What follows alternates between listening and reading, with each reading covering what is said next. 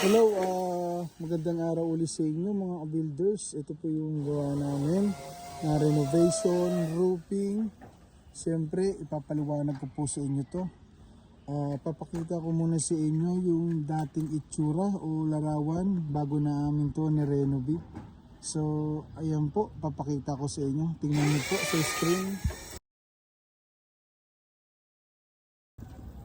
Yan na po mga ka-builders, tapos na po yung ating roofing renovation. So, tinitest na po namin at binubugahan namin ng tubig. Ayan po, papakita ko sa inyo. So, yung flashing natin at syempre yung firewall, ayos na po. Tuwid na po lahat yan. At naka-waterproofing din po yung side sa kanilang kapitbahay. Syempre, idinamay na po natin.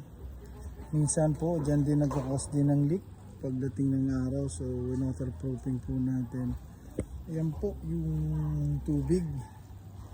Binugahan po natin to kanina pa ho. Siguro mga 1 oras na mahigit. So, pakita ko sa inyo yung concrete gutter. Yan po ang concrete gutter nila Ma'am Sir sa kanilang bubong. So, ayan, nag-test na po kami. Ayan, bumababa po ng maayos, magmumula doon o kahit dito. Tatlo naman po yung downspout nila. So, ito po ang mas mainam gawin o gamitin para pag kayo ay mag inside gutter, huwag na po kayong gagamit ng yero or stainless.